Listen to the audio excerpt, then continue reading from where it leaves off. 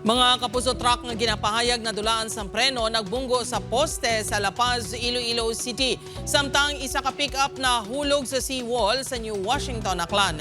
Si Julius Vilacaol nakatuto. Nakatabok lang sa Taytay sa nabatyagan sang driver sa sininga water tanker truck nga nadulaan ini sang preno kahapon sa hapon. Gani iyan nilang iniginbonggo sa poste sa barangay Baldosa, La Paz. Halin sa lanit haro ang tanker kang magadulong kunta ni isang tubig sa Iloilo City Hall. Lost brake ang truck ko eh.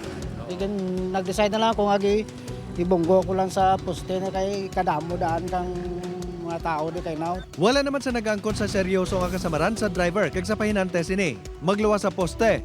May nalabot man ang truck nga isa ka tiyangge. Sa peak sini, wala naging kustodiya sang kapulisan ng driver bangod nagpangako ang tagiya sang truck nga sabton ang nagkalaguba tungod sa hitabo. Ang tagyasang tiyangga ginangagin interview nga mapasettle sa kuno kasang damage. Gintinguhaan nga mapasaka sa mga rescuer ang nga pick-up nagikan sa Hunasan matapos maglumpat sa seawall sa barangay Tambak, New Washington, Aklan. Ang insidente ang natabo kay na sang aga.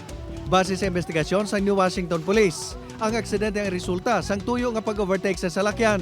Overtake sa tanit, kaya ginasundan ka sa lakyan, kaya na-lost control siya ang mga naglukto yung lakyan sa danong katibol. Bangod sa aksidente, nagangkon sa mga pila sa nawong ang driver sa salakyan. May upod din nga pahinante, apang wala naman nasamaran.